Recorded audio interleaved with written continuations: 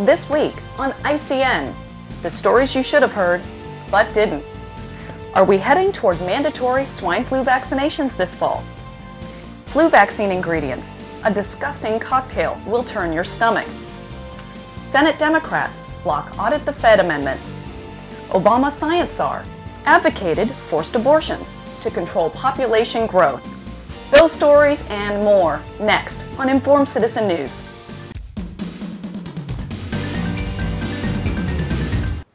Hello and welcome to ICN, Informed Citizen News, July 12, 2009. President Obama and his staff are socializing the need for swine flu vaccinations leading up to the fall flu season.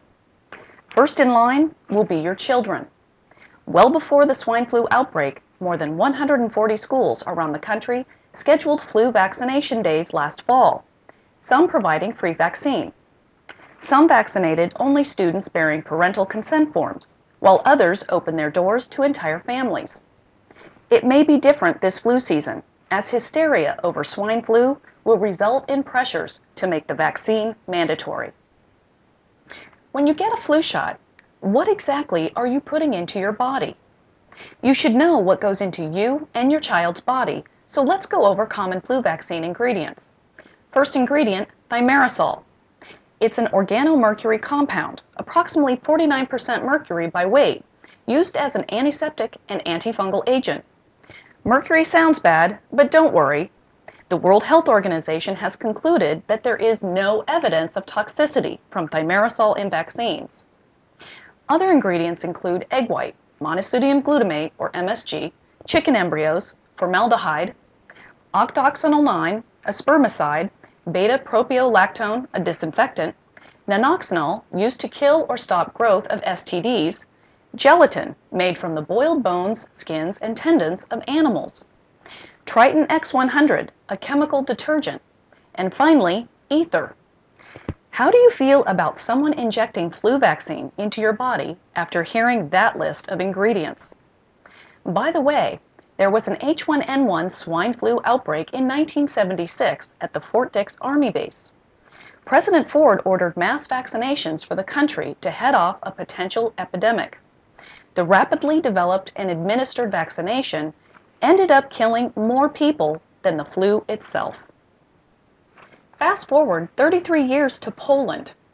3 Polish doctors and 6 nurses are facing criminal prosecution after a number of homeless people died following medical trials for a vaccine to the H5N1 killer bird flu virus.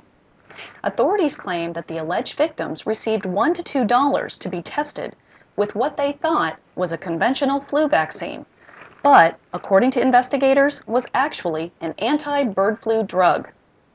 Investigators are also probing the possibility that the medical staff may have also deceived the pharmaceutical companies that commissioned the trials. But the suspects said that all those involved knew that the trial involved an anti-H5N1 drug and willingly participated. A government watchdog group sent an open letter to the New Zealand House of Parliament, questioning the safety of any Baxter International flu vaccine. The letter highlighted that Baxter is facing criminal charges in Austria for shipping out contaminated bird flu vaccine to 16 laboratories in 4 countries back in February. The New Zealand Minister of Health has asked the Ministry of Health officials to urgently advise him on issues raised about a swine flu vaccine produced by Baxter International. Sometimes writing a letter does work. Jane Burgermeister, the person who filed the criminal complaint against Baxter in Austria, was fired from her job on June 30th, just days after receiving a promotion. Ms. Burgermeister believes the decision to fire her was the result of the information presented in the press about the criminal complaint against Baxter. She had taken a bold step to go after a large pharmaceutical company at great personal risk.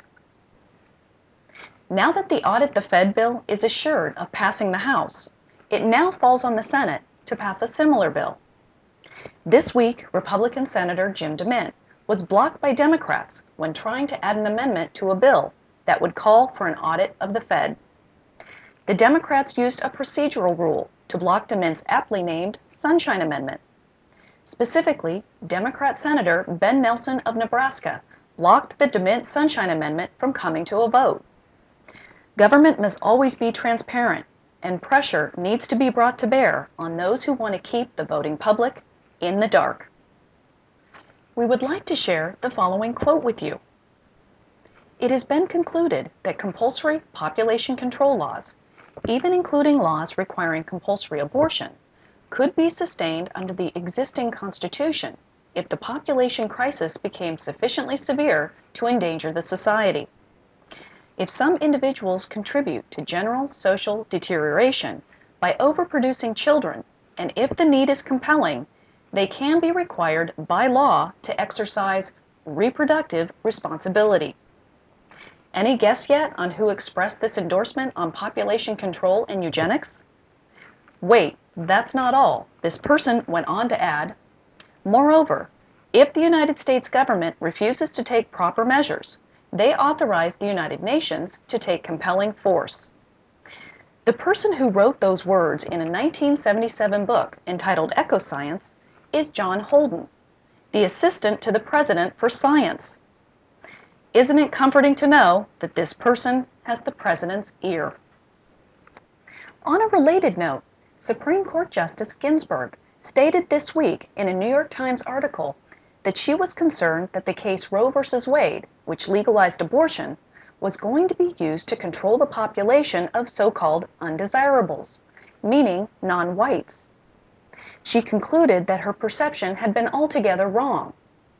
Well, actually, she was right.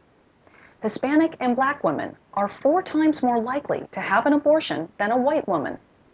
What is not talked about is that this was the core mission of Planned Parenthood founder Margaret Sanger, a self-admitted eugenicist. Webster's defines eugenics as a science that deals with the improvement as by control of human mating of hereditary qualities of a race or breed. Margaret Sanger, more specifically, was an extreme advocate of negative eugenics, which holds that only desirables should reproduce. With the disproportionate use by non-whites, abortion in its current practice has fulfilled Margaret Sanger's vision and justified Judge Ginsburg's concern. There are currently 32 million men, women, and children that receive food stamps from the U.S. government. That is 1 out of every 10 people in this country. That means that each of these people live in a household that makes less than $2,000 a month.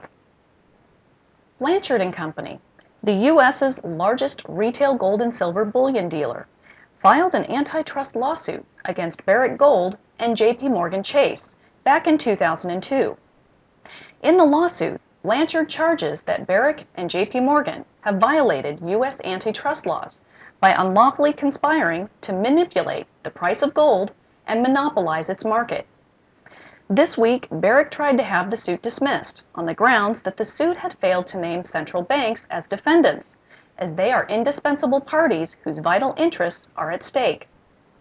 Central banks having what is called sovereign immunity against suit simply could not be included in the case, and that the suit, therefore, had to be dismissed against all associated parties.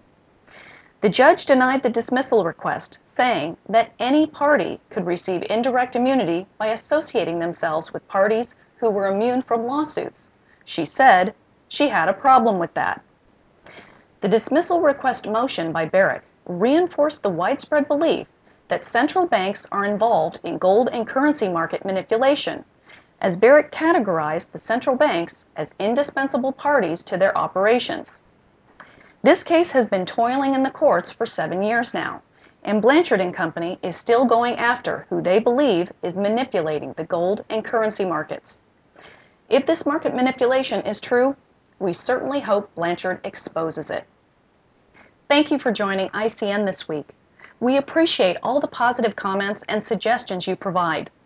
Turn as many people onto this channel as you can, as we try to provide a friendly place to get the real news.